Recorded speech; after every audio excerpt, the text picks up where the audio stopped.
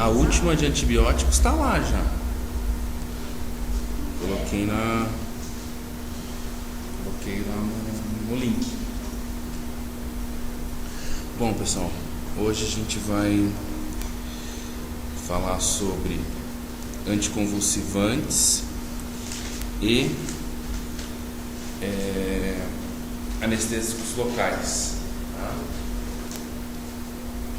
Bom, anticonvulsivantes são regularmente utilizados na clínica médica, né? O nome já diz para que eles servem: para tratar ou controlar convulsões. E na clínica de pequenos animais ela é regularmente utilizada, tem bastante pacientes que usam desse tipo de terapia para controlar as convulsões. Bom,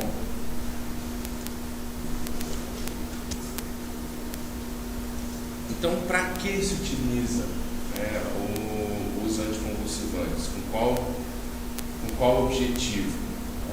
O objetivo principal é tratar as convulsões, mas existem algumas alterações cerebrais que, por exemplo, culminam em agressividade em demasia, que alguns clínicos lançam mão de anticonvulsivantes para dar uma deprimida no cérebro daquele indivíduo e deixar ele mais calmo. Então não é só para tratar convulsões. Se a gente for pensar na psicofarmacologia, talvez tenha alguma coisa que os anticonvulsivantes possam colaborar. As convulsões, elas podem ser idiopáticas. Idiopáticas quer dizer o quê, pessoal? Que não se encontra uma causa específica, Então, quando a gente fala naqueles pacientes epiléticos, normalmente são aqueles em que a causa não está bem delimitada, E tem aquelas situações em que nós temos um paciente com convulsão, e essa convulsão ela vem, ela aparece por uma alteração orgânica, um tumor cerebral, por exemplo, ou uma alteração metabólica, um indivíduo que não consegue eliminar de forma adequada os seus metabólicos. Se nós formos talvez dar um exemplo, talvez o mais comum seja relacionado a problemas hepáticos, tanto que existe, com regularidade a gente fala sobre uma síndrome chamada encefalopatia hepática.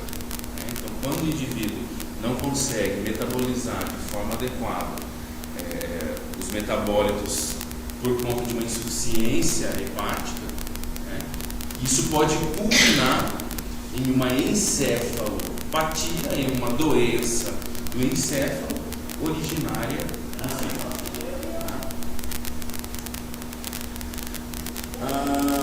Bom, de modo geral, como é que funcionam esses anticonvulsivantes? Eles evitam os mecanismos que disparam essa convulsão. Pessoal, o que é uma convulsão? O cérebro, ele está mandando, ele tem uma ordem de despolarização elétrica. A gente tem que lembrar também que os neurônios, eles trabalham como? Eles despolarizam, eles começam uma atividade elétrica, trocando íons entre o meio intracelular e o meio extracelular. Então, é essa troca de íons que desencadeia uma atividade elétrica, isso nós já falamos algumas vezes. E isso ocorre de uma maneira ordenada. O cérebro, ele é muito mais complexo do que um nervo periférico, Ele tem conexões muito mais complexas e que a cada dia são descobertas novas formas de distribuição elétrica e assim por diante. Mas, quando a gente tem vários focos sendo despolarizados ao mesmo tempo, Então, quando não tem uma ordem elétrica nessa despolarização, né, uma sequência de passagem de impulso nervoso, nós temos então uma convulsão. Por isso que o indivíduo, muitas vezes, dependendo do tipo de convulsão que a gente vai ver daqui a pouco, ele tem uma convulsão em que a parte muscular demonstra o quê? Contração tônico-clônica desordenada e muitas vezes generalizada de todos os membros, de pescoço, de cabeça. Alguns falam que é uma fibrilação, se a gente for fazer uma extrapolação do coração, onde o coração também segue uma ordem de despolarização elétrica. Aí quando o coração está fibrilando, todas as células se contraem de maneira, se despolarizam e contraem de maneira desordenada. Seria algo parecido, fazendo uma analogia com o cérebro. Pode ser você definir então da função que você pode chamar de descarga elétrica e síntese contínua. Repentino, desordenado. Talvez a palavra mais importante seja desordenado.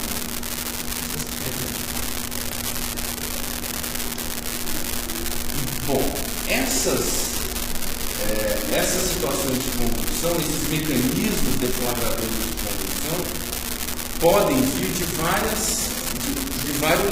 várias situações. Uma delas é alterações na membrana dos neurônios, ou de um neurônio especificamente. Se eu tenho uma alteração de membrana neuronal, eu tenho alteração também de passagem de íons entre o intra e extracelular. Então isso pode deflagrar, pode ser aquele disparo, pode ser a gota d'água que precisava para que a convulsão se inicie. Então, uma alteração de membrana neuronal. Uma outra possível causa de convulsão é a diminuição de neurotransmissores inibitórios. Neurotransmissor nós já falamos várias vezes. O que talvez nós mais tenhamos falado seja a acetilcolina, que transmite a informação neurotransmissor entre um neurônio e outro, principalmente o sistema nervoso parasimpático, que é o principal neurotransmissor, pré-ganglionar do sistema nervoso simpático. Nós comentamos também de dopamina, que também é neurotransmissor. Nós comentamos de serotonina, que também é neurotransmissor. E hoje nós vamos falar sobre o GABA, o ácido gama-aminobutírico. O GABA também é um neurotransmissor e a atuação cerebral dele, o papel dele no cérebro, quando ele está funcionando com ampla distribuição e produção, é um neurotransmissor que deprime o cérebro.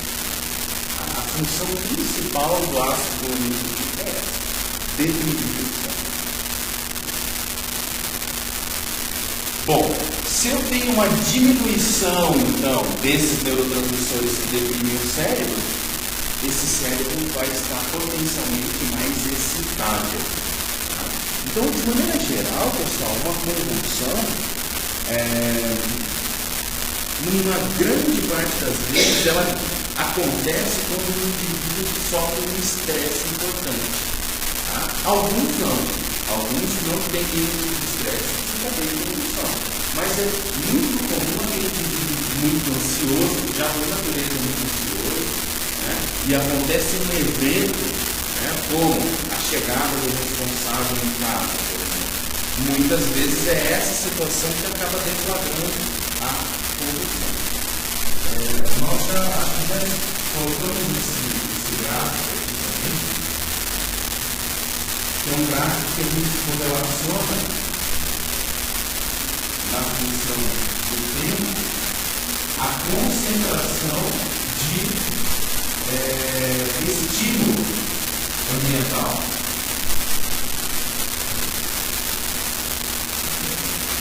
E nós temos um limiar convulsivo.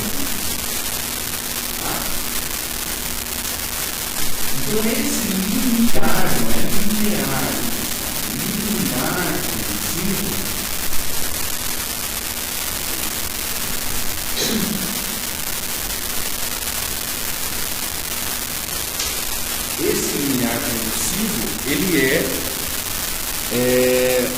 o ponto de, vamos dizer assim, o ponto de passagem, né, o ponto máximo que eu não tenho condição. Então, se o meu paciente vai sofrendo estímulo mental,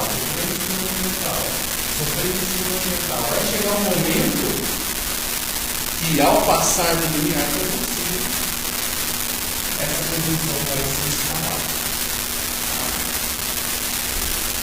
O GABA, que a gente estava comentando agora há pouco, o ácido aminoglicídico, se, por exemplo, nós estimularmos a ação desse neurotransmissor, se nós aumentarmos a concentração desse neurotransmissor no cérebro, nós vamos fazer o que com esse limiar convulsivo? Nós vamos aumentar o limiar convulsivo. Então, qualquer medicação, qualquer situação em que eu tenho uma ação GABAérgica,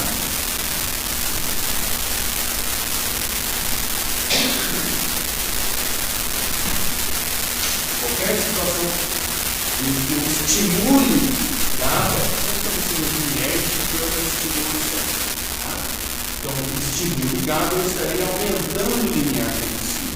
Então, esse indivíduo aqui que convulsionou nessa situação aqui, se eu der uma medicação, como por exemplo um barbitúrico ou um benzodiazepínico, que são GABAérgicos, eu vou aumentar o limiar convulsivo. Então, eu vou tratar essa convulsão. Tá? Se o estímulo continuar sendo importante, continuar aumentando, eu também posso passar o estímulo limiar, mesmo ele estando aumentado. E o paciente volta a funcionar. Mas só para dar uma ideia para vocês do que é limiar convulsivo. Então, aumentou o limiar convulsivo, menor a chance de convulsionar. Tudo bem, pessoal? Está claro? Estímulo. Pode extrapolar para outras situações, eu não me importo de alguma agora, deixa eu ver. Sinérgico, né? Sinérgico é algo que geralmente potencializa, não é isso? Então, geralmente é uma potencialização.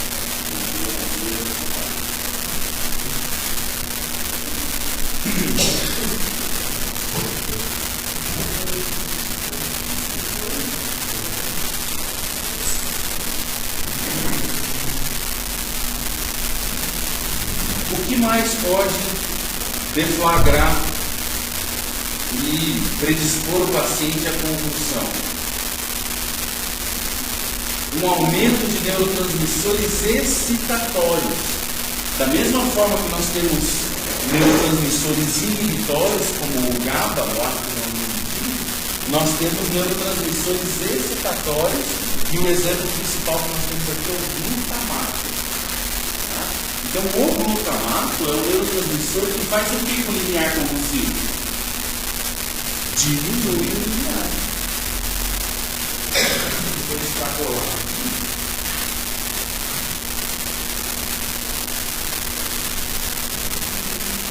Vai colocar o glutamato como uma medicação que diminui o limiar convulsivo.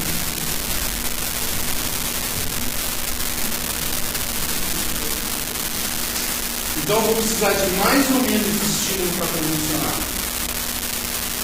Menos estímulo. Então, qualquer substância ou situação que aumente o nível de glutamato cerebral, eu, com menos estímulo, vou fazer isso com o paciente convulsionar.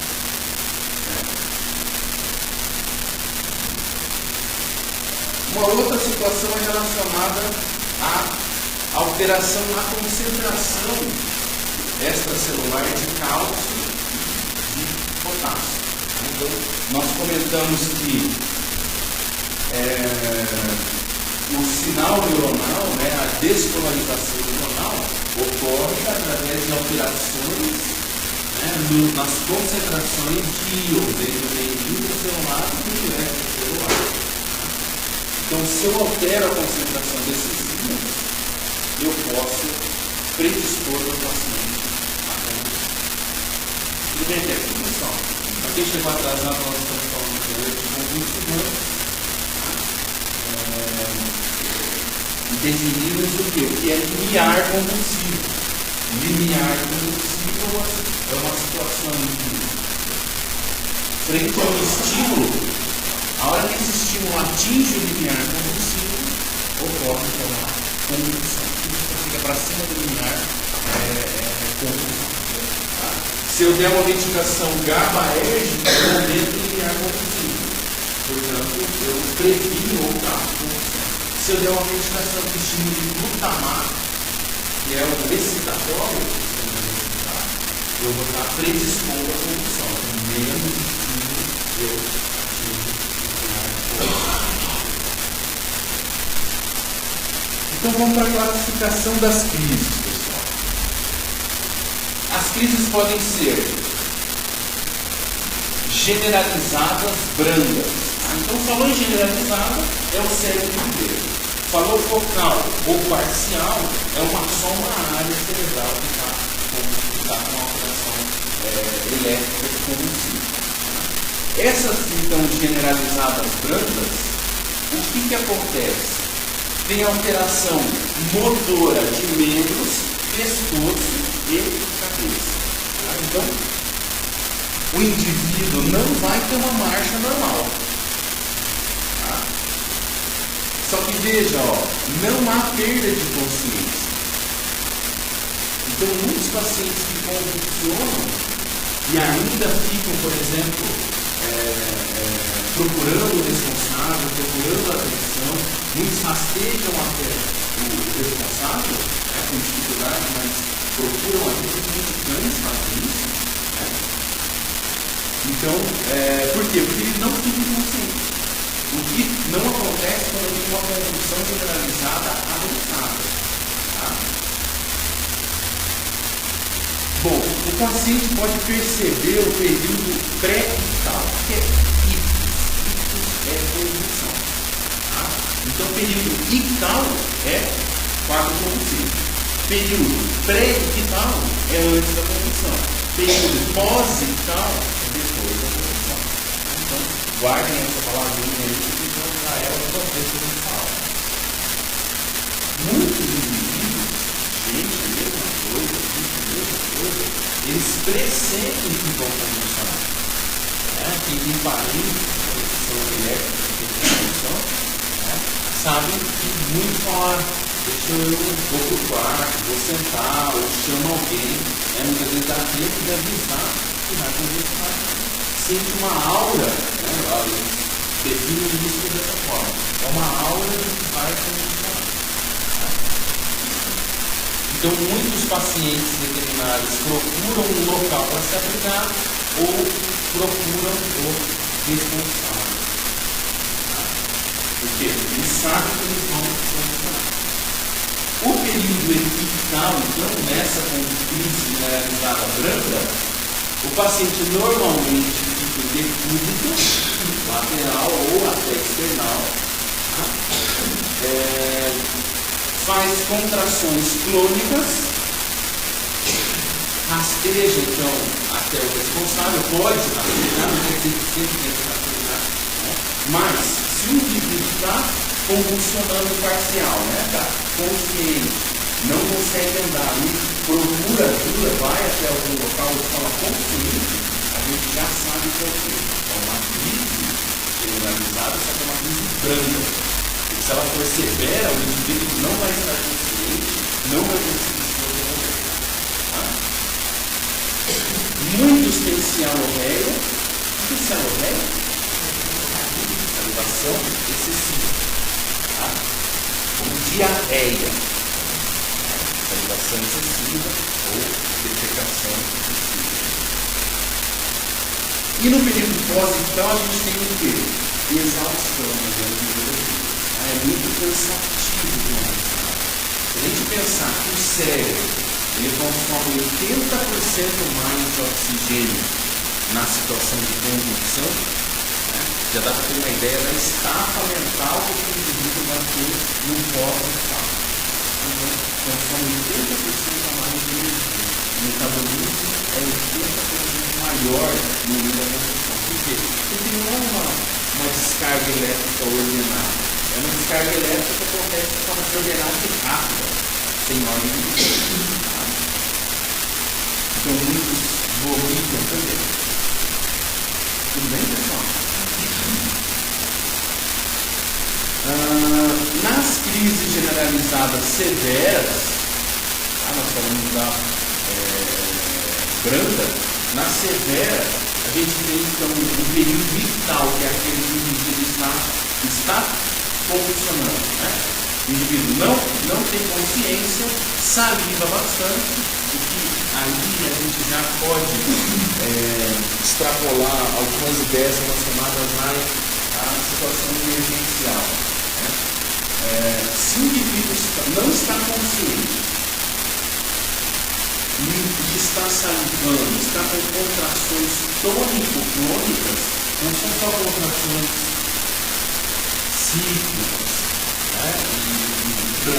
Tem uma tonicidade e de forma muito vigorosa. Se é uma contração tônico-crônica de bastante celulose sem consciência, o que a gente pode pensar relacionado a para onde vai essa saliva? O indivíduo pode aspirar a saliva. E a saliva leva bactérias importantes, muito mais que não é bactérias. Nós falamos do bate-papo respiratório, vai tem uma produção de muco, espelhos, outras partículas que nós falamos, no organismo. Mas uma célula é importante, ou se eu tiver, por exemplo, uma êmese no período vital, que pode acontecer, se a gente for pensar que a musculatura abdominal também será contraída de forma desordenada, se o indivíduo está com um estômago repleto de alimento, ele pode simplesmente vital aquele alimento. Não é um vômito, né? Porque o vômito precisa de mímica de vômito, é um ciclo fisiológico específico do vômito. A reabilitação ocorre de forma mais passiva.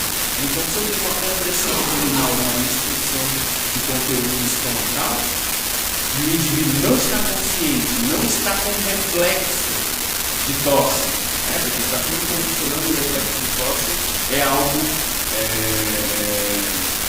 neuronal. Eu tenho um potencial científico. Por outro lado, no momento nessas condições severas, aquele indivíduo não respira nada, porque a ventilação também é um ato que envolve a musculatura, e essa musculatura ela é acionada através da parte nervosa. Então, o indivíduo não vai ter uma ventilação normal, tanto que muitas vezes eles ficam hipóxitos, de maneira perigosa. Se a gente pensar que o cérebro consome 80% a mais de oxigênio, que as células musculares estão trabalhando de forma vigorosa, consumindo um monte de oxigênio, e que a respiração precisa dessa parte neuronal que não está funcional de forma adequada, então eu tenho uma ventilação ruim e eu tenho uma alta taxa de consumo. Então a chance desse indivíduo sequelar, desenvolver sequelas neuronais em convulsões muito prolongadas é uma chance real. Por isso que a gente é muito importante saber o tempo que leva essas convulsões. Isso que a gente tem para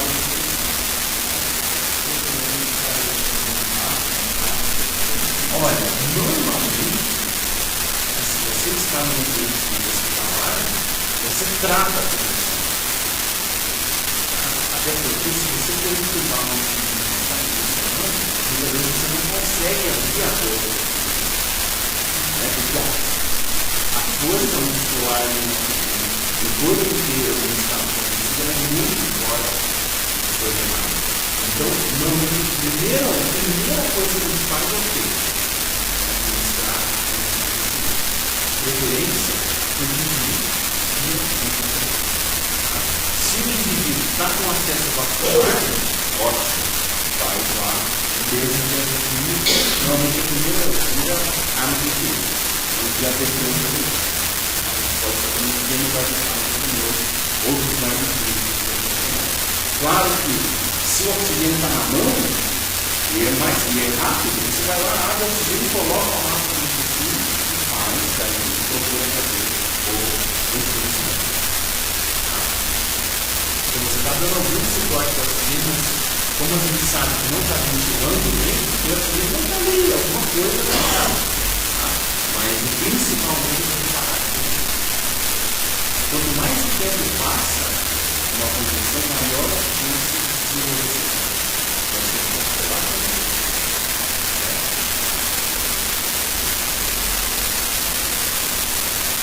Muitas vezes a gente tem vocalização, só que é uma vocalização nessa situação que não está, na funcionalidade de vídeo não está conseguindo. Então, é a força da contração muscular diafragmática, intercostal, como uma força mesmo, e a contração dos músculos vocais também, tem que também oscilar, não se contrair direto, ela tem que oscilar como os músculos musculares. Os olhos ficam abertos, na maioria das vezes em tríase. Pode ocorrer micção e defecação espontânea. Dificuldade ventilatória, como nós havíamos falado, cianose, visual. Muitas vezes identificado pela coloração da mucosa. E no período pós-ictal, o indivíduo também tende a ficar exausto, sonolento, e tem alguns relatos de mas a grande maioria fica o quê? Cansado. E esses que são interativos podem ter andar compulsivo, pode ter polifagia, o que pode acontecer? Comer demais. Tudo bem, pessoal?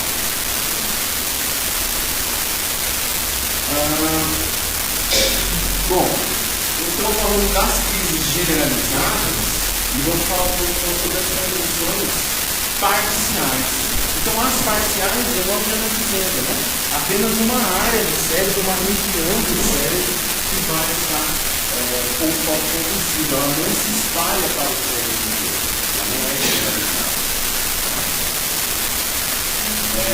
Então, pode ser por uma lesão focal, e essa lesão pode ser, por exemplo, por uma infecção, por um trauma, por uma neoplasia, ou pode ser idiopática também.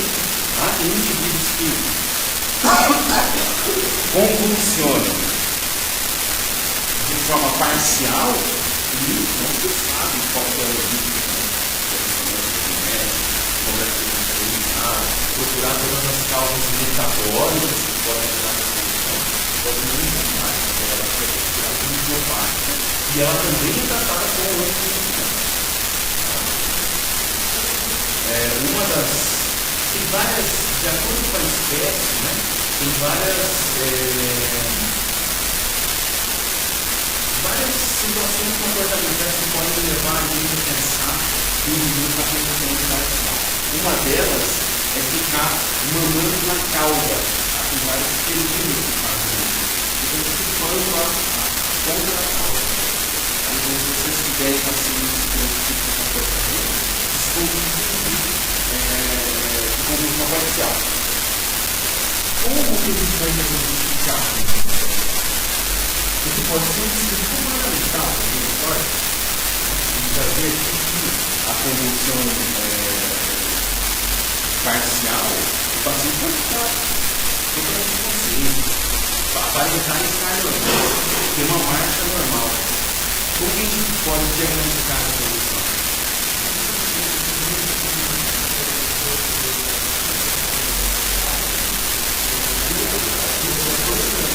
A única forma de você diagnosticar uma convulsão parcial com certeza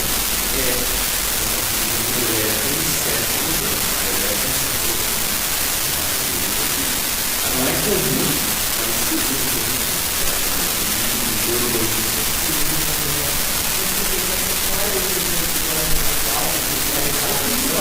Agora, se você tem um indivíduo com esse tipo de comportamento, é simples, e você começa a usar um consultivante e desaparece completamente, você subentende que é uma medicação, mas não pode ser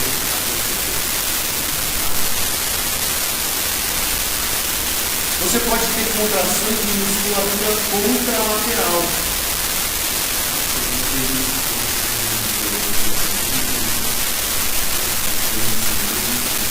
Que é quando, por exemplo, você tem um tipo nervoso do lado esquerdo, esse músculo, por exemplo, de lado, outro de lado.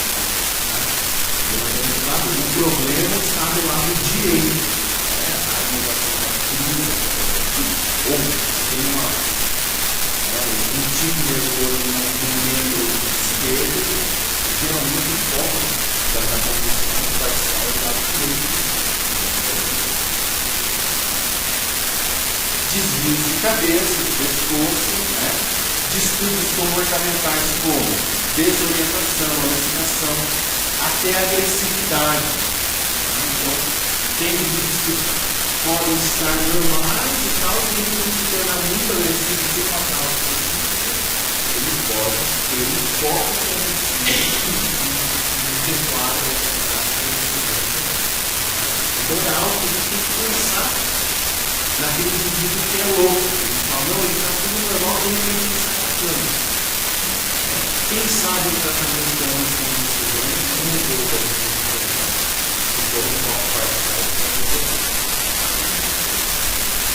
situações de automutilação. Então, se morder até se machucar de forma que não pode ser convulsão.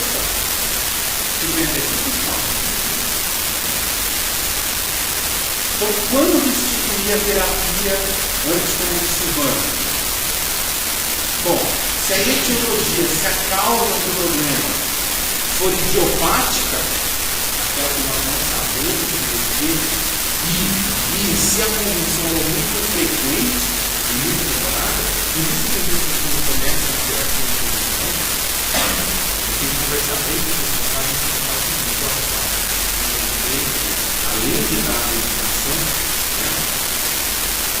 ela tem um caderninho para registrar as convulsões. A data da convulsão, para registrar o tempo que durou essa convulsão. Porque é baseado nesses dados de periodicidade. Quantas vezes acontece isso por semana ou por dia. E de tempo que acontece isso, que você vai titular a sua medicação, você vai ver se a sua terapia está sendo adequada, se está resolvendo alguma coisa, se está diminuindo a incidência das convulsivas ou não. Se o tempo de convulsão é tão importante a ponto de você combinar mais de 1 minuto de convulsão, que está sendo muito perigosa, está durando lá 15 minutos, é uma convulsão tônico-clônica generalizada, como se por exemplo. Ensinar o responsável a olhar a coloração das orelhas, dos coxins frontais, dos coxins brancos, ou se for filhotes, só cuidado ao abrir a boca, porque não pode se machucar, não pode abrir a boca, se for abrir a boca, tem que usar calça para abrir a boca. Então você pode entrar com calça de corda, qualquer coisa, qualquer coisa. Mas no calça de corda, se você colocar pontinho, vai lá, abre um pouco, mais um pouco, mais um pouco. Acesso a essa boca de uma forma segura. Tem negócio de dormir a língua é difícil. Ele pode dormir a língua. Se a língua for muito grande, ela pode sim ficar retraída para trás e atrapalhar a ventilação. Dormir a língua é muito difícil. Não dá para dormir a língua. Então, assim, se ela for idiopática e perigosa e com velocidade alta, tá. Se ela for estrutural, então se o indivíduo tem uma hidrocefalia, é comum algumas raças, não tem nada de normal, toda coisa de cabeça bem claro daqui para frente é o quê? Todos.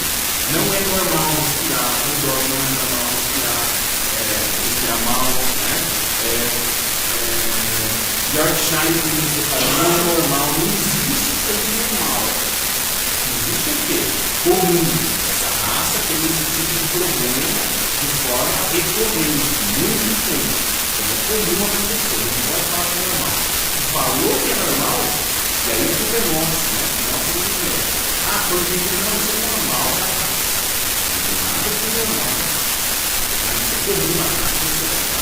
Esse indivíduo não é bom que faça esse movimento que faz na frente. Aí você fala que ela é comum no Yorkshire. Essa disciplina, normalmente, a medicina veterinária não confia exatamente.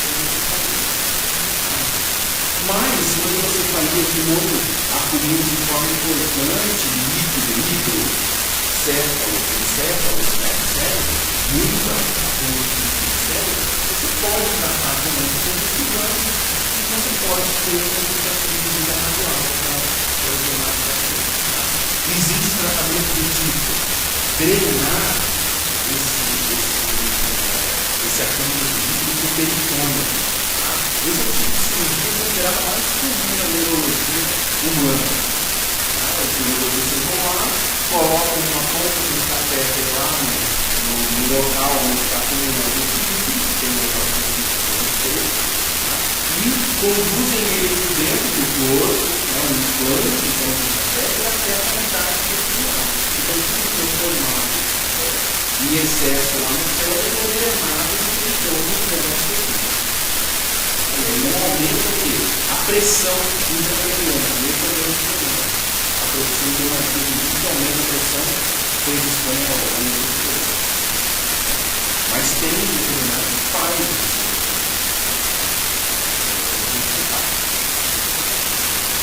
Então, nesses casos, pessoal, você até pode tratar a prevenção, mas você tem que procurar resolver o problema, resolver a causa. Se você sabe que é um tumor, e esse tumor dá para tirar do cérebro, o ideal é tentar remover esse tumor. Isso é tudo se a área que está o tumor é uma área cortical, ele fora do cérebro, um local importante, então aí estudar qual é a melhor forma de abordagem terapêutica. Se for uma convulsão com hipoglicemia, ou se for uma encefalopatia hepática, ou se for uma nefropatia que esteja desencadeando a convulsão, a gente tem que fazer uma interação positiva.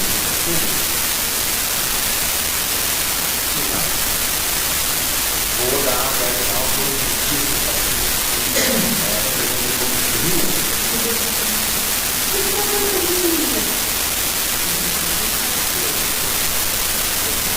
Oi?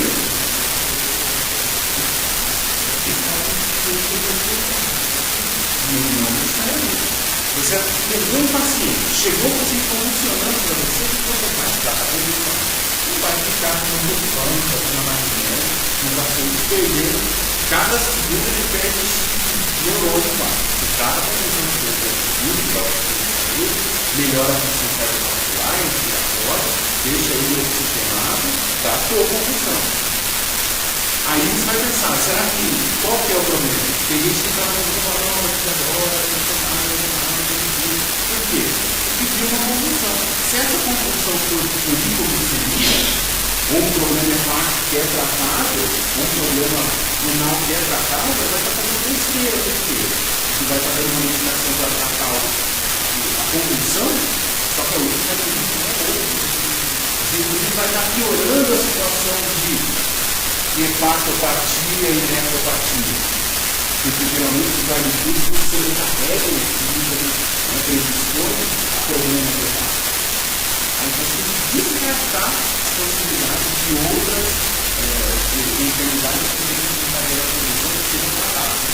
Aí, então, nessa situação aqui, você passa a medicação para cima da casa? Não. Você pode fazer o conhecimento na hora. Não passa.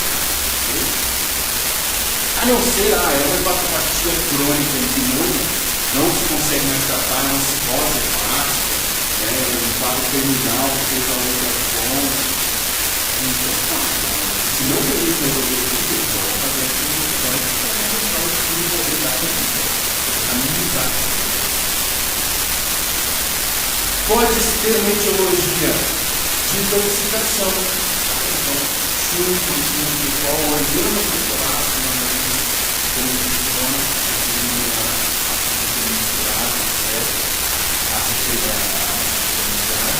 bom, nessas situações aqui, você trata a condução em casa?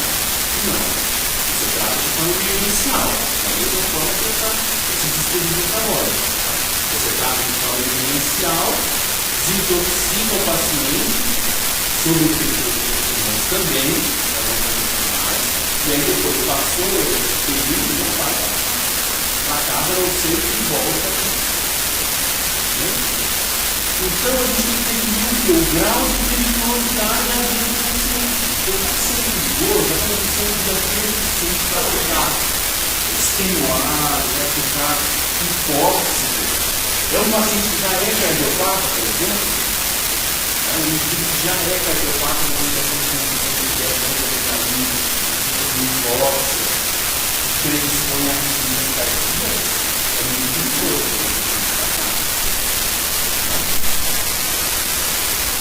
Aqueles casos das crises. Então, dentro de que tem intervenção generalizada severa, só que acontece uma vez por dia, 10 vezes por ano, 5 vezes por ano. Então, na maioria das vezes, tem que não tratar. É uma escolha pessoal, individual. Mas aí vai também um impacto emocional, tanto do paciente quanto do responsável pelo paciente. Principalmente o paciente, ele não é um indivíduo que está muito assustado, depois daquele confundido de uma semana, meio apático, ele impacto emocional muito importante, mesmo que seja lá 10 vezes por ano, é legal o objetivo.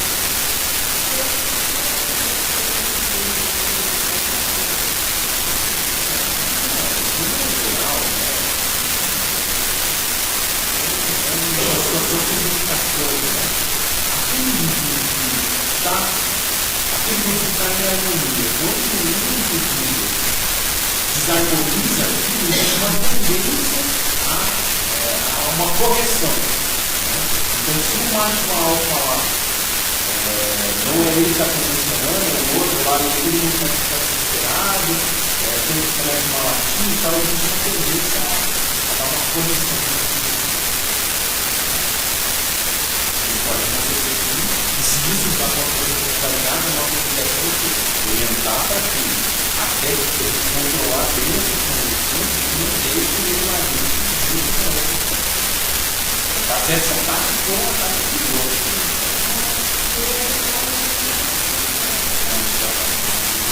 Demora até ter atingir o nível de concentração, o nível regular. Uma coisa é você fazer que ele vai deixar um detalhe intravenoso. Levanta o limiar cognitivo aqui, ó. Você pode controlar a condição na hora. Só que ele já baixa rapidamente, metabolizado rapidamente, tem uma oscilação importante do sangue. Demora um tempo de administração contínua para você manter uma regularidade e deixar sempre o limiar legal. A gente está falando também sobre isso.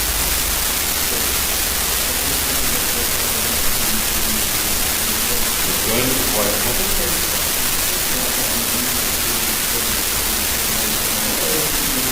Geralmente fala agora. Uma condição cerebral,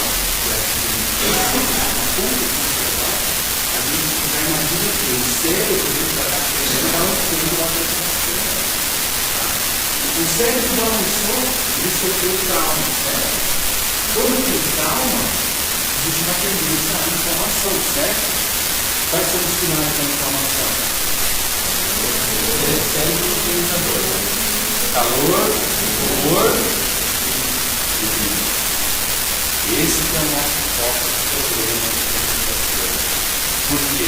Se eu tenho um aumento de volume, né? Tumor lá, o edema, né?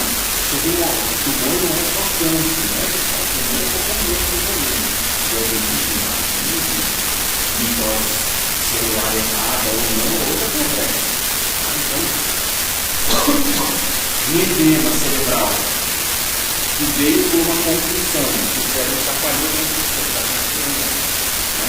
e não tem para onde escapar o cérebro, né? Porque a caixa craniana é fechada, o único buraco que tem é onde?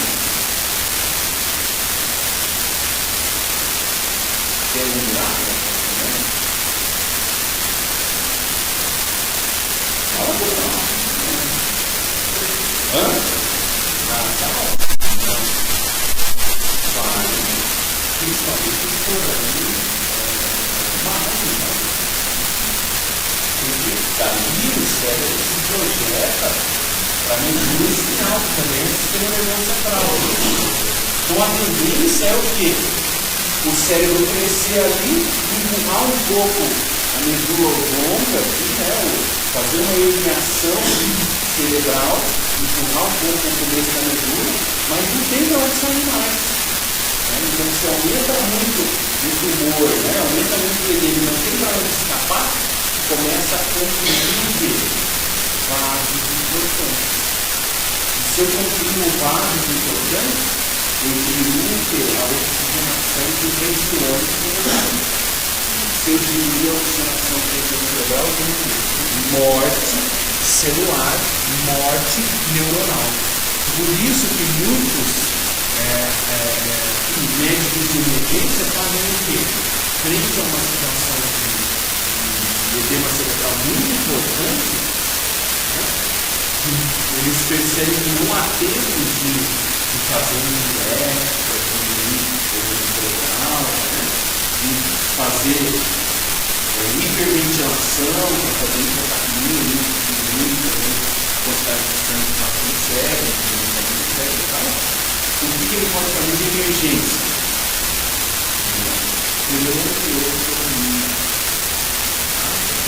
Faz o quê? Tira lá um pedaço, uma calota craniana, tira um pedaço e isso vai fazer com que o cérebro tenha mais espaço para se projetar.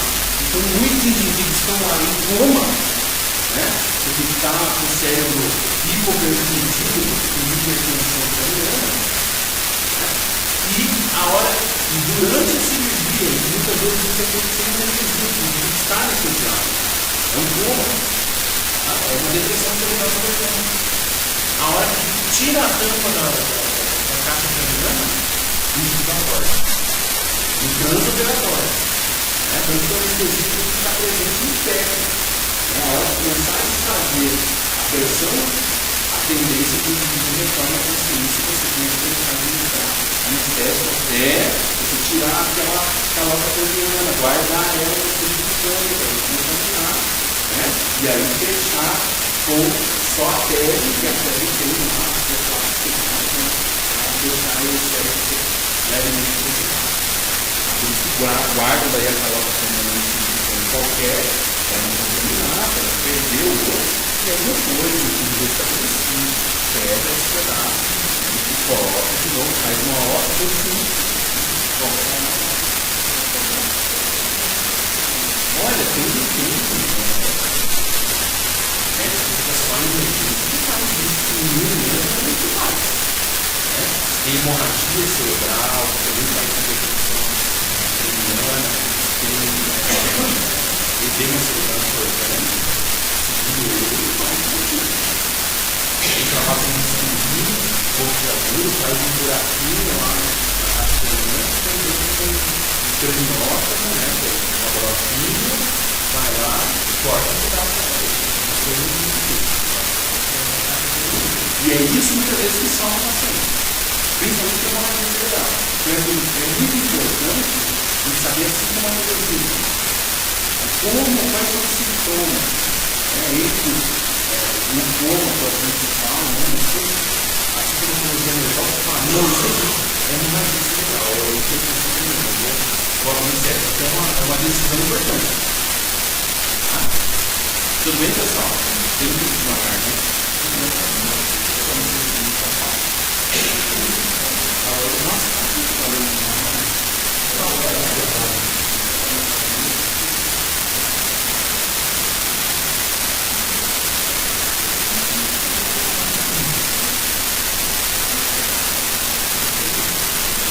Pessoal, então assim, a terapia de emergência. O principal é o suporte básico.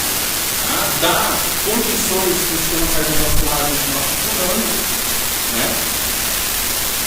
Para o paciente continuar respirando, ventilando, então o melhor é separar a condição. Né? Volta a ventilar, se ele voltar a ventilar mal, porque sequelou lá uma área importante da respiração, você vai precisar entubar, fazer uma ventilação controlada. Né? E também um suporte térmico. Qual que é a tendência do paciente convulsionando? Fazer hipotermia ou hipertermia? Bom, né? É a mesma, não é o mesmo mecanismo fisiológico, mas a contração muscular gera calor. E a hipertermia acima de 40,5, 41, ela é perigosa porque começa a desnaturar proteínas. A gente não pode tomar proteína temperatura. Até 40, 39 meses, tudo certo. Agora passou muito disso, 41, ela é perigosa. Tá? Então, o primeiro método, o principal é controlar a convulsão. Geralmente a gente usa o diazepam como primeira opção. Tá? De meio, geralmente eu começo com meio miligrama por quilo e você pode usar, não parou, tem que parar na hora. Você está com IV, tem que parar na hora a convulsão. Não parou a convulsão, mais meio. Não parou, mais meio. Não parou, mais meio. Geralmente até 2 miligramas por quilo. Tem gente que faz até mais do que isso. Mas geralmente não parou até 2 miligramas por quilo. Eu pulo para quê? Para fenobarbital ou direto já para um barbitúrico anestésico mesmo. Tá? Com um tiopental ou pentobarbital que dura mais tempo. A gente vai falar sobre isso com anestesia geral. Tá? Todas essas medicações aqui são GABAérgicas. Aumentam o limiar do convulsivo. Okay? Se o paciente chega convulsionando, imagine isso, uma sessão de vaso com bastante carbonídrico. É muito difícil, né? Então a gente usa o quê? A via retal. O próprio mesmo diazepam que nós usamos na terapia venosa, intramuscular não passa, tá, pessoal? Porque intramuscular, o diazepam que ele estabiliza, ele demora, sei lá, minutos, 10, 15 minutos para fazer alguma coisa. Tá? Então, retal é uma absorção bastante rápida. Então, você puxa a seringa, entra com a seringa sem a agulha no reto e injeta lá no reto. Agulha não, né? Vai fazer, sei lá, muita peritoneal. Peritoneal não é, melhor é retal. Então, qual que é a conduta, pessoal, ao receber um paciente? E ele só fala, ele parou de convulsionar agora no carro, na frente da clínica, estava convulsionando, estava tendo ataque. Estava tendo ataque. Qual que é a tua primeira conduta? Essa é a primeira conduta. Não vai perguntar o nome do paciente, não vai estimular o vaso, porque a tendência é que daqui a pouco ele convulsiona. Principalmente porque, se for por estímulo ambiental, vai estar no hospital, latindo, com cheiro de estresse por todo lado, vai começar a ser picado, o médico veterinário vai começar a apertar, avaliar, auscultar, posicionar, pesar. Né? Então, tudo isso é um de estresse. Então, a primeira coisa é o quê? Vaso extenuado. Tá? Se o indivíduo estiver extenuado, está apneio, oxigênio. Então, situação emergencial. Não necessariamente ele já vai entrar com um anticonvulsivante. Espera. E claro, tem que ter um anticonvulsivante. Né? Você não fez, manda buscar a hora no lugar. Porque a tendência de convulsão. E não anticonvulsivante de oral, né? É na farmácia comprar geral? Não. paciente de convulsão, você vai orientar o telefone, doutor, já tem um ataque. Você vai falar para pegar o cardegal e colocar na boca? Não, você vai aspirar. Não adianta, ou traz para a clínica, ou espera passar a convulsão. Certo? O que você pode orientar também é o quê? Com que nessa situação que o paciente está em casa lá e quer alguma orientação, não é bom você também falar, não tem o que fazer. Aí não pega bem pra gente, a gente tem que passar algum conforto, né? Do tipo, deixa ele com a cabecinha um pouquinho esticada, não deixa ficar batendo a cabeça, deixa a cabeça no mesmo nível do corpo, se ele não vai aspirar, daí ou a cabeça um pouquinho inclinada para baixo, né? E a hora que passar, você põe no carro e carga, ou já põe no carro e já carga. Tudo bem até aqui, pessoal? Bom, então quanto a terapêutica, o objetivo do tratamento é, claro, sempre a cura, né? Resolver o problema. Agora, tem situações que você usa lá no consultório, mas não resolve. De uma convulsão por dia passa para uma por mês, uma por semana. Você aumenta a dose, combina os convulsivantes e mesmo assim não tem melhores efeitos. Assim, de cessar completamente. Então ali é uma situação em que a gente convive com as convulsões.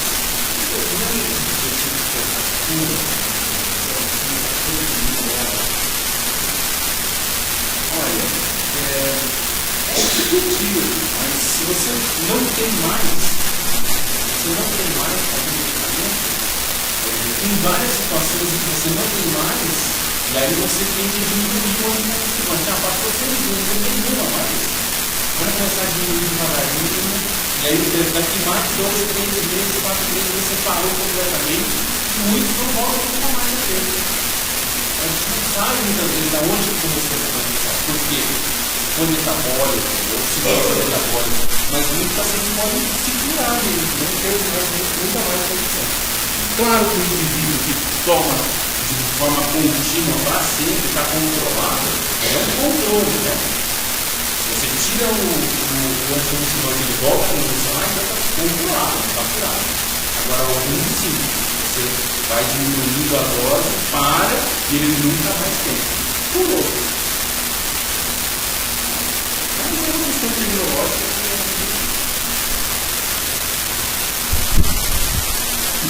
A gente tem que monitorar quando o paciente está tomando medicação contínua, pessoal, a função hepática, a produção de células pela medula óssea, porque vários convulsivantes sobrecarregam o fígado ou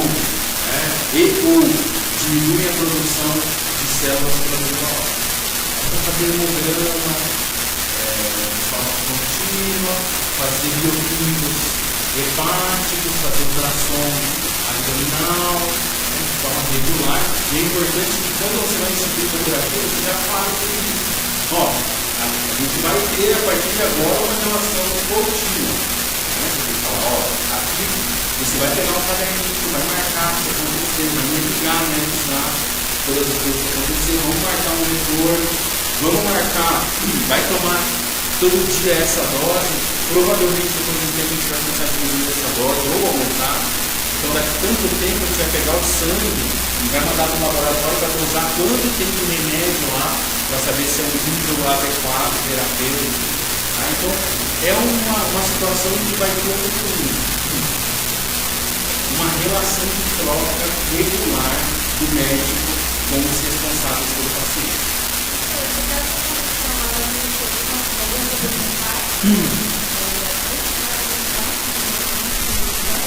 Se o problema hepático, até o problema hepático está regularizado, sim. Se você não conseguir resolver o problema hepático, é indicar continuar também. Ou a fase de tratamento do fígado. Nessa fase o paciente está tendo crise convulsiva regular, também vai ter que ter uma forte convulsão, porque a convulsão é algo muito deletério. Não pode falar com isso. Calma, assim,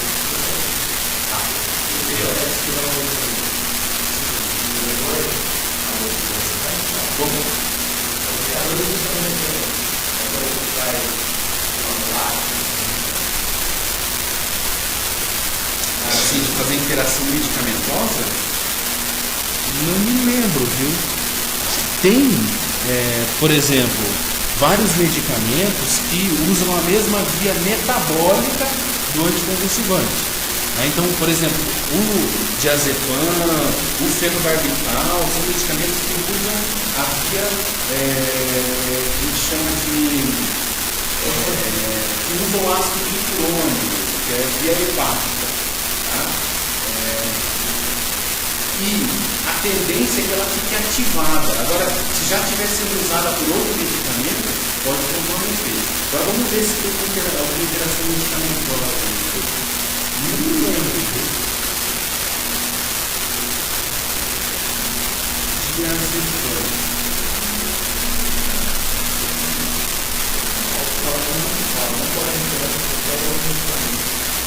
Não, mesmo assim, não existe porque ele é oleoso e muitas vezes ele precipita. Isso sim. Aí ele precipita. Mas não quer dizer que ela não vai ser absorvida. Mesmo precipitado, ele vai com o tempo de ser absorvido, vai demorar mais tempo. Tá? E uma coisa na próxima. Para não misturar. Porque quando há vários, podem alterar a absorção. Isso, alterar a absorção, mas isso é um efeito imediato. Agora, veja, se você, na farmacodinâmica, vamos pensar, se você injetou uma amina muscular, primeiro, você não vai injetar nada precipitado no intravenous. Nada que é suspensão precipitada, esquece que é venenoso. Tá?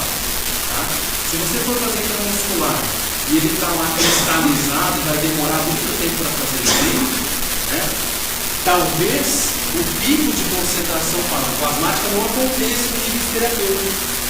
Então, se você for imaginar um gráfico, a gente tem aqui a função do tempo e a função da concentração do medicamento. E o nível adequado para fazer efeito terapêutico é esse aqui. Então, o normal é você fazer uma injeção moldada via oral e acontecer isso aqui. E você quer, se você quiser fazer uma manutenção sustentável daquela situação, você depois faz medicamentos numa posologia, numa periodicidade, em que oscile dentro dessa faixa terapêutica aqui. Certo? E nunca diminua da faixa terapêutica, ele não vai ficar nada. Só está sobrecarregando a vida metabólica. Tá? Se você dá uma medicação que a absorção é muito lenta, o que pode acontecer? Ele pode ficar numa janela não terapêutica. Porque nunca dá tempo dele atingir lá aquela faixa terapêutica. Certo? Então, isso é um problema importante que a gente tem que considerar. Tá? Agora, geralmente, a gente quer que o medicamento contínuo fique sempre na faixa terapêutica. Agora, o que acontece com o Cristiano? O que acontece na situação que você me perguntou, será que o Gardenal na hora vai funcionar? Até pode funcionar, mas ele vai fazer isso aqui, atinge lá a faixa terapêutica, mas daqui em 2 horas desce, já está numa faixa não terapêutica. Isso aqui é a concentração plasmática do medicamento, certo? Aí depois você continua dando e continua oscilando entre faixa terapêutica e faixa não terapêutica. Terapêutica, não terapêutica, até o momento que, depois de alguns dias, ele fica oscilando só na faixa terapêutica. É isso que acontece com esse período de 1 a 2 semanas que você começa a fazer Gardenal. Tem momentos, logo depois da administração, que atingiu faixa terapêutica, mas rapidamente sai da faixa terapêutica e está predisposto a acontecer.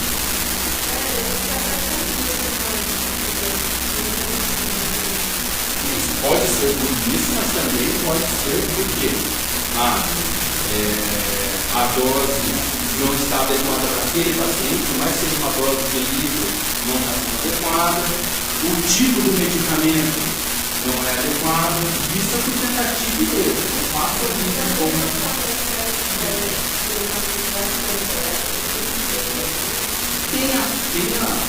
Por exemplo, o diazepam. Diazepam geralmente você dá intravenoso, né? Mas para gato você pode dar diazepam contínuo. Ele não tem tolerância, para cachorro tem tolerância. Tá? Mas o diazepam, uma dose para cão, 0,25 a 0,5 mg por quilo a cada 8 horas. Tá? Mas é uma situação em que você tem que, se não está passando ali, não tem que diminuir.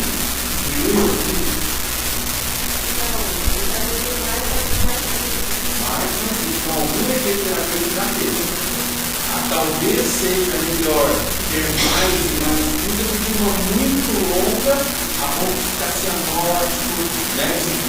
Exige muito treinamento cerebral. Mas já está no limite para ficar bom. 2 semanas já é o limite. 3 semanas, 4. Se não funciona mesmo assim, tem que adequar a dose, ou tem que associar, ou trocar de anticonvulsivante, ou associar mais de um anticonvulsivante, ou até procurar outra causa. Tá? Não é fácil? Então, a causa é a sinomose.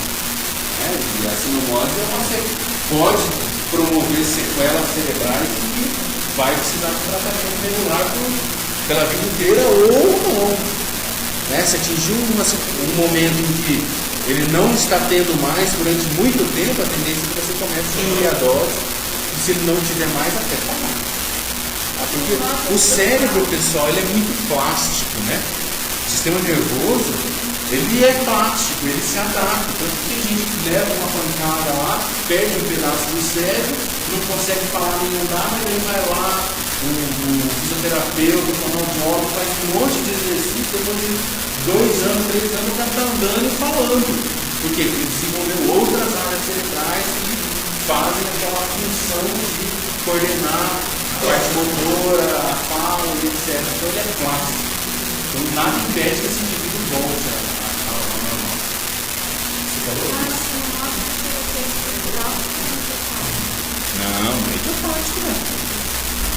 Você sabe que a causa foi uma virose, e que essa virose fez alterações funcionais cerebrais. Tá?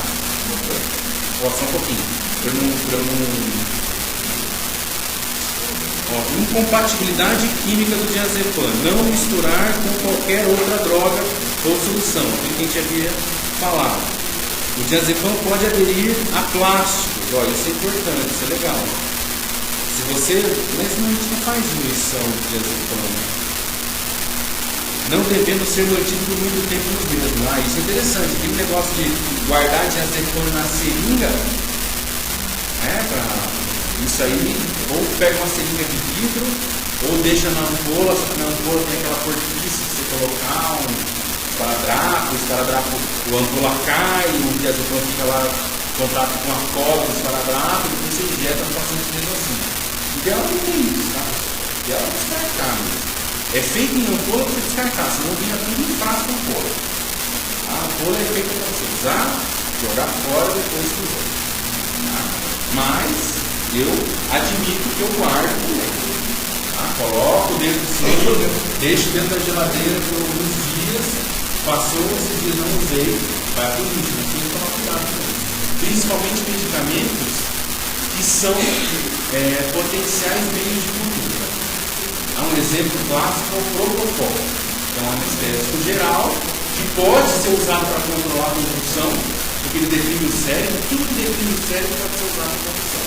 Ele acaba értico também, só que já são muito curtas. Né? Mas o ideal é não deixar em temperatura ambiente, né? Principalmente se você abre a ampola. Antes de você abrir a ampola, pode deixar em temperatura ambiente. Esse negócio de propofol sempre tem que ficar na geladeira, não precisa.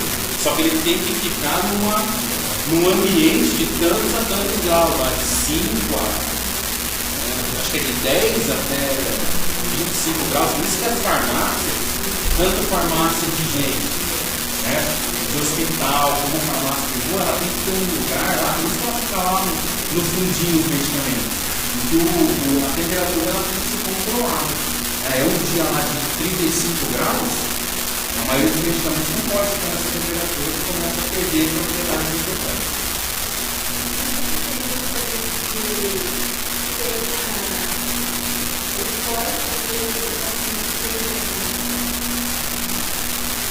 Os anticonvulsivantes podem fazer com que o indivíduo tenha deflado de convulsão, mais do que tinha. Pessoal, quando a gente faz, por exemplo, a administração de diazepam,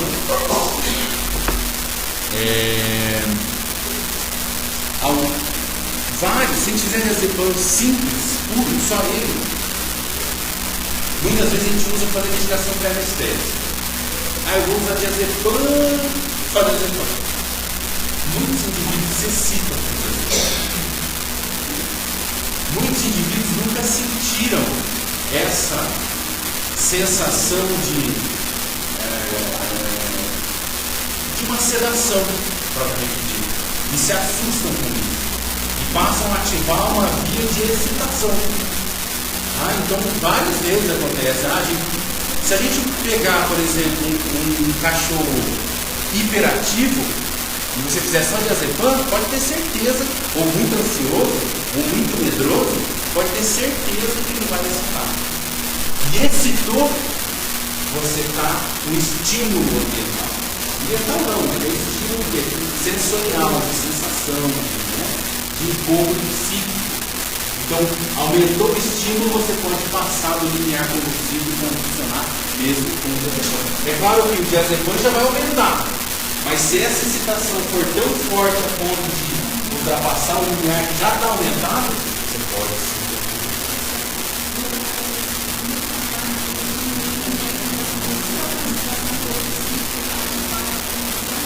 Não, experimentalmente se faz isso.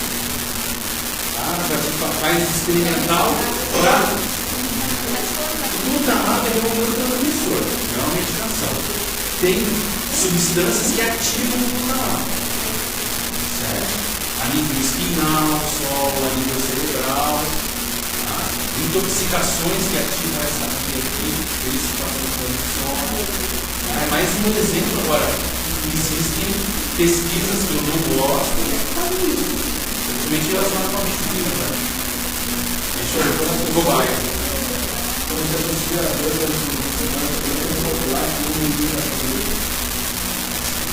não vai acontecer.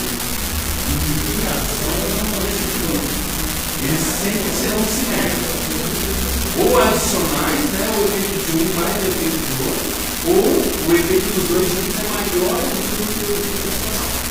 A tendência é ter uma potência separada.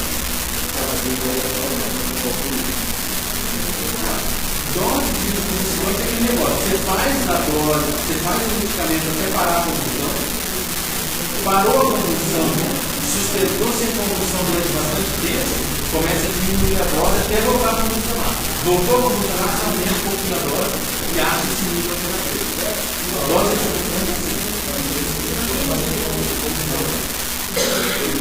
Pessoal, atenção.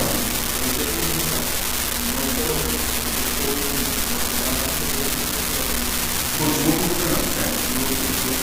Isso não é novamente. Geralmente aumenta a dose mesmo. De vez em quando, a convulsão tem a dose de novo. Vai mais um, vai mais um, vai mais um. Tem que atingiu 2, 3 miligramas de diazepam. Não parou de convulsionar, passa para uma anestésica geral. E a anestésica geral nunca será dissociativo, tá, pessoal? Nunca será ketamina, nunca será zoletil. Isso não é anestesia geral, isso não deprime o cérebro. Ao contrário, isso excita o cérebro. Então, se você não estiver controlando a convulsão, não utilize dissociativo. Eu já vi usarem até para a contração do corpo, mas o cérebro continua convulsionando. Tanto que muitos pacientes que tem histórico de convulsão, de faz avaliação pré-anestésica. Já convulsionou alguma vez? Essa é uma pergunta básica de avaliação pré-anestésica. Já convulsionou, né? Mas agora não convulsiona mais. Você não vai usar dissociativo. Nem diazepam, nem diazepam. Por quê?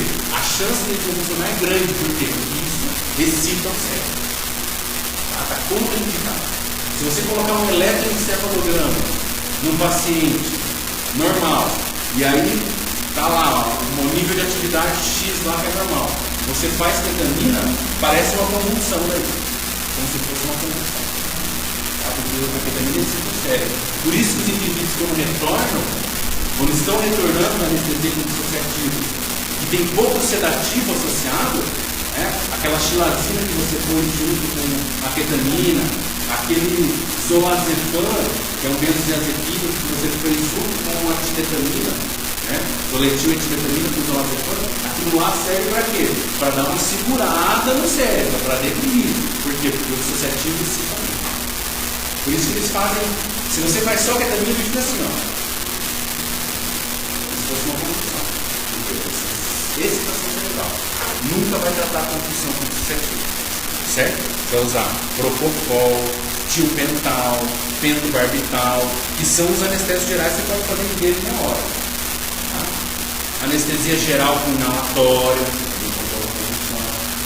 Porque todos esses medicamentos são GABAéricos. Todos deprimem o cérebro. E o seu objetivo é esse, deprimir o cérebro. Se você está com problema cardíaco, você não tem na anestesia, vai estar muito bom. Depende.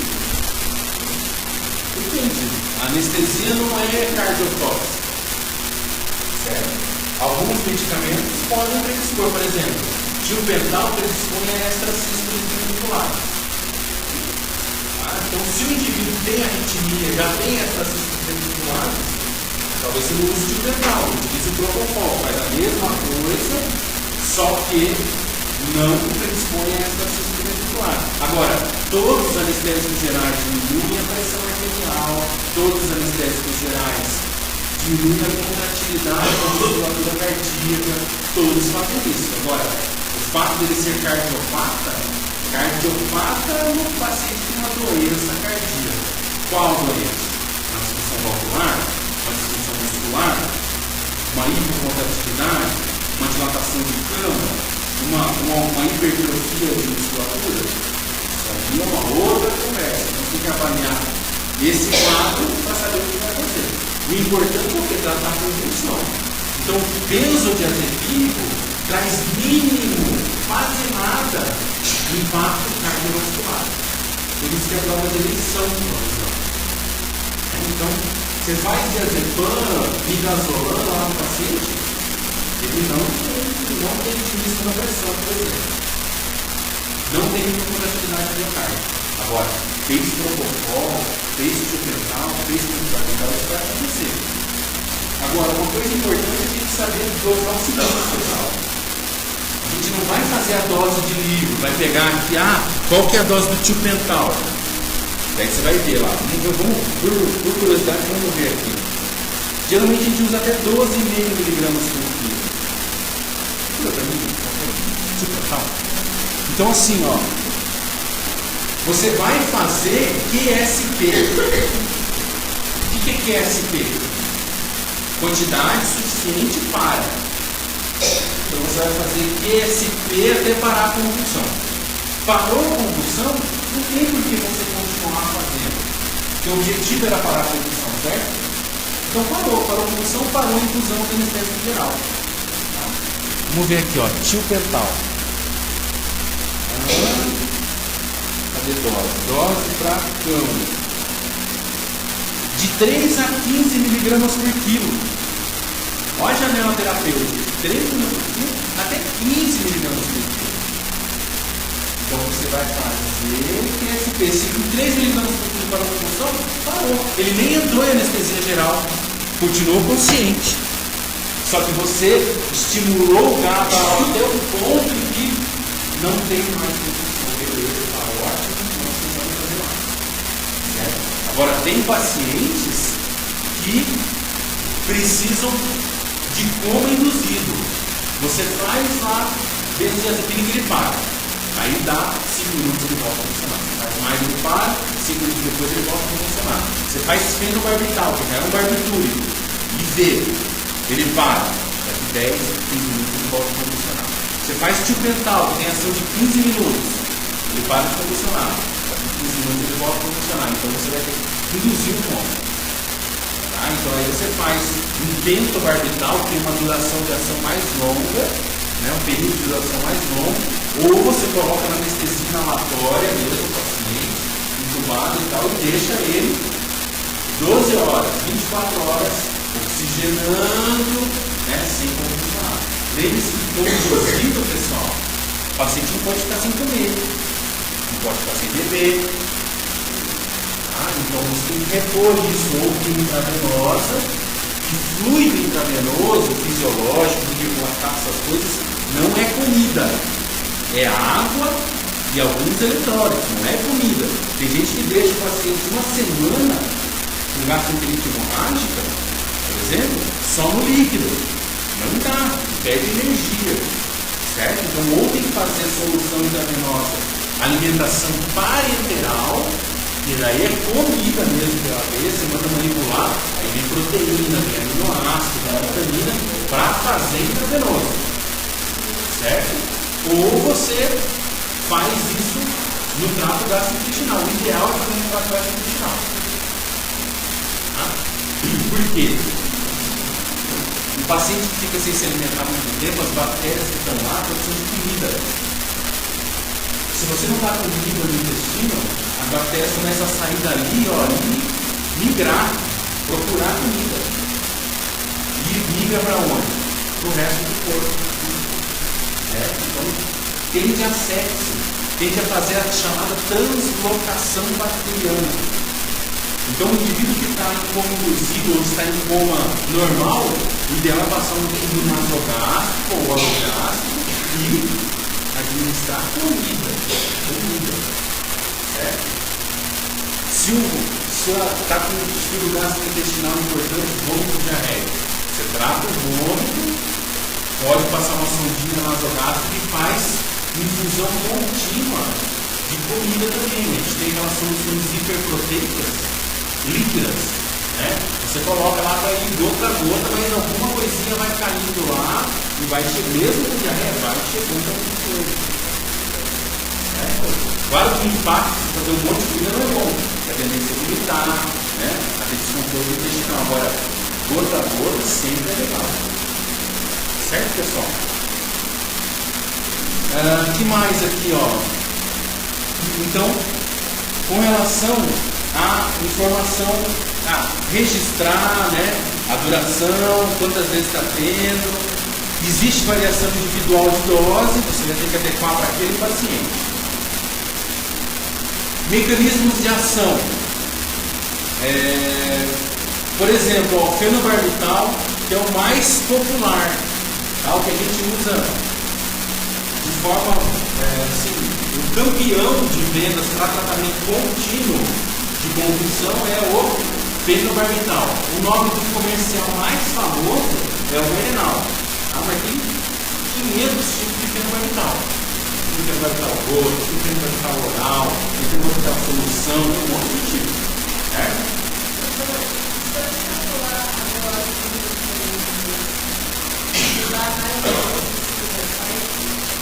A tendência é que você sobrecarregue a parte hepática nesse caso.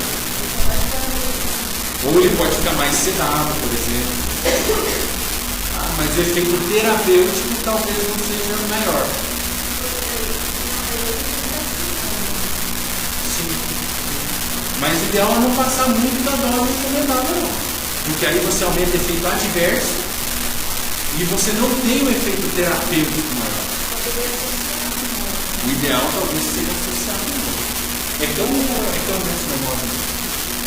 Sinomose é só carnívoro, tá, pessoal? Urso, tem outros carnívoros menores lá. Como é que é o nome daquele pet? Sinomose, cachorro, né? Sino é de cão, né? Sinofilia é coleção Está penetrando.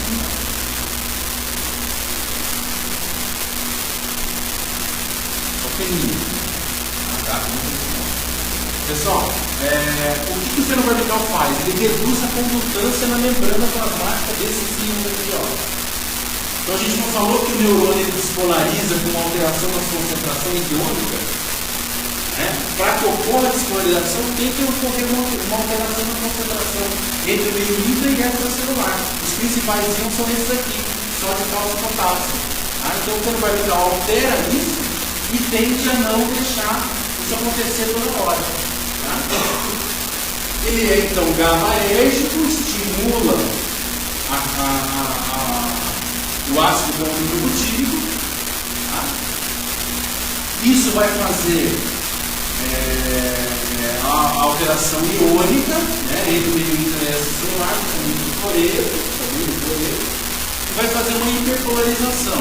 Isso aqui é detalhe que nós não vamos entrar.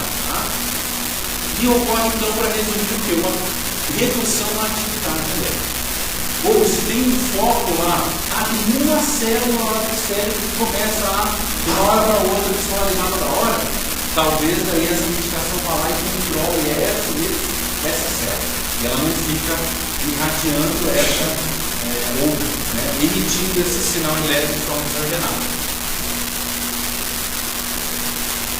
Esse é detalhe também. O que mais do fenobarbital que é importante? Bom, eu vou falar de vários anticonvulsivantes aqui, pessoal. Só que só para vocês conhecerem os detalhes, o principal foi o que a gente falou até agora. A terapêutica, como classificar essas convulsões, isso é mais importante. A conduta de emergência, os fármacos de emergência. Bom, então o fenobarbital ainda, ele pode ser feito pela via intravenosa, 20 minutos, sem pico de concentração plasmática. Até 20 minutos, geralmente é mais rápido.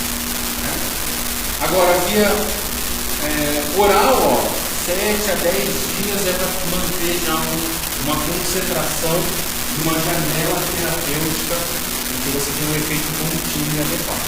Então, uma prevenção. Uma prevenção. Você deixa lá um nível de GABA, um nível de depressão cerebral, no nível de limiar convulsivo em que aqueles estímulos que estavam desencadeando aquilo não conseguem mais desencadear. A biotransformação hepática, nós havíamos falado lá, usa o sistema microsomal hepático, citocromo P450, e como indutor enzimático, a via enzimática. E vários outros medicamentos utilizam essa via. Por exemplo, o tiopental com barbitúrico também utiliza a mesma via. O propofol também utiliza essa via, utiliza outras também, plasmáticas, mas utiliza essa via. Então, quando você dá para o teu paciente todo dia fenobarbital,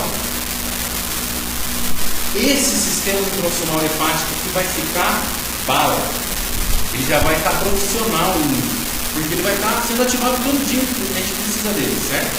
Então ele vai ficar sempre ativo. Qualquer outra medicação que você dê para o seu paciente que use a mesma via metabólica vai ser metabolizado mais rápido. Esse é o detalhe. Por isso que o paciente toma Gardenal, fenobarbital contínuo, e você vai fazer um propofol, ou você vai fazer um tiopental para induzir anestesia nele, a tendência é que você use mais, porque a hora que você está fazendo, o metabolismo já está acontecendo de forma importante. Ele não está precisando ser ativado, ele já está ativado. Certo? Isso é um detalhe metabólico, que ele usa essas medicações de forma contínua. A eliminação pela urina é pH dependente. Então, se um paciente comeu lá não sei quantos comprimidos de fenobarbital ou solução que bebeu um frasquinho inteiro e está lá deprimido, em coma, anestesiado, vamos dizer assim, porque pode chegar a um ponto de anestesiar, ou uma pessoa que quis se matar lá, quer se matar, se joga no prédio, não é remédio de trabalho, Mas às vezes o objetivo não é se matar, é tomar remédio para chamar atenção, Então, tomou um monte lá de fenobarbital, você vai dar o suporte para continuar respirando, para a pressão continuar legal e tal, e vai alcalinizar o sangue, vai fazer soluções alcalinas, porque começa a eliminar mais rápido, porque é pH dependente a eliminação final. Tá? Tudo bem, pessoal? Ainda sobre o fenobarbital, pode ser usado para convulsões focais ou generalizadas. Tá? A posologia de 2 a 6 miligramas por BID para H de 1 a 5 BID. Agora isso aqui é importante, ó, níveis séricos terapêuticos. Esse nível aqui, ó, o ideal é ficar lá, ó, 15 a 40 microgramas por ml de medicamento, de sangue. Tá?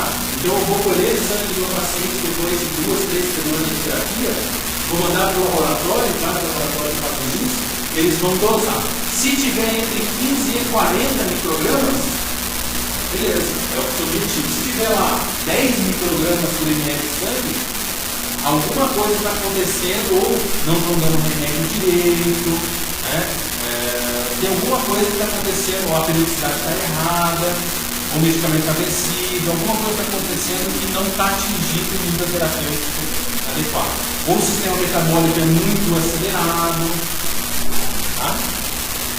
Efeitos colaterais, então, ó, sedação, hiperatividade, né? Então o paciente pode ficar prostrado demais, está dormindo, ou ele pode ficar hiperativo, loucão, não de um lado para o outro. Tá? Polidipsia, polifagia, aumento do consumo de água e de alimento. Raramente pode acontecer anemia, por isso que a gente falou de monitorar a medula óssea. Né? Então vai ter que fazer hemograma contínuo. Fez durante. Vamos fazer a cada 3 vezes. Sempre teve normal? Passa a cada 6 meses, passa a cada 1 ano. Mas tem que fazer essa revisão. Tá? E hepatopatia. Tá? As enzimas, pessoal, a lamina aminotransferase, fosfatase alcalina, a GGT, então a LT e a FA vão estar aumentadas. Tá? O paciente toma vardenal. Então não quer dizer que tem aumento de ALT e FA que é hepatopata. É porque está usando muito o fígado. Certo? Então, o que a gente tem que fazer para saber se é hepatopata? Faz lá um exame de imagem, dosa lá as bilirrubinas, né? Faz outros exames para você ter uma ideia de hepatopatia ou não. Tudo bem, pessoal?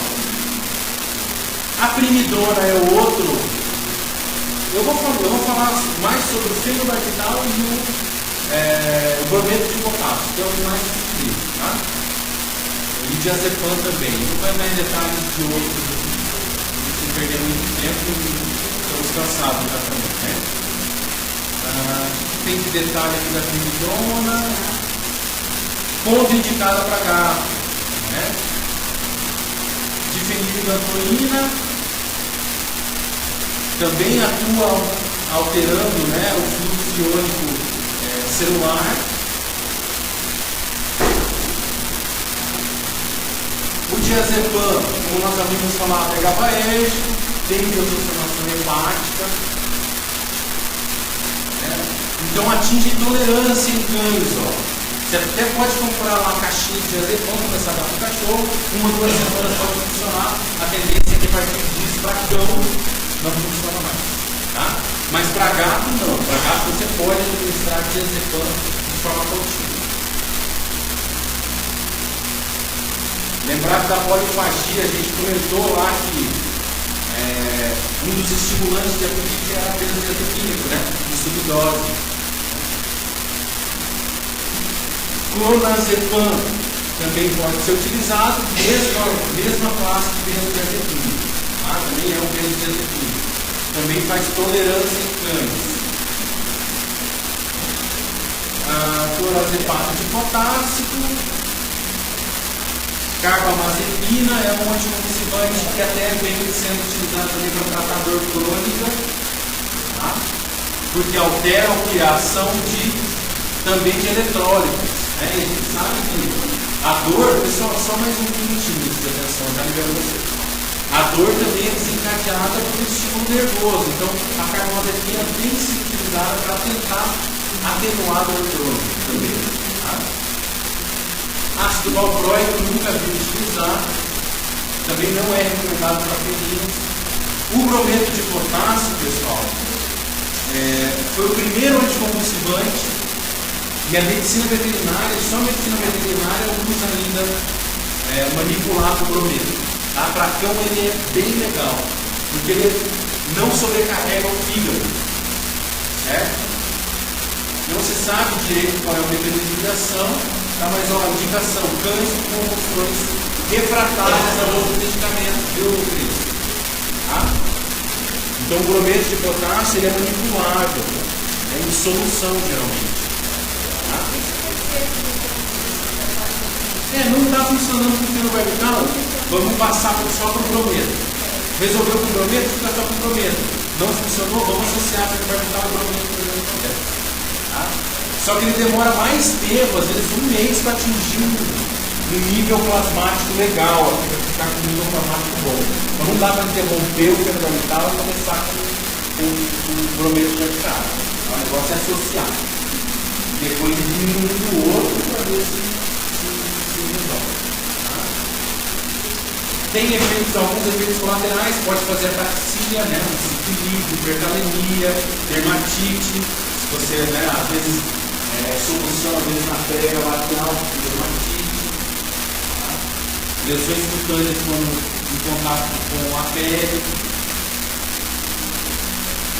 E outros anticonvulsivantes, né, cada vez mais aparecem em outros anticonvulsivantes, está aqui só a título de potencial.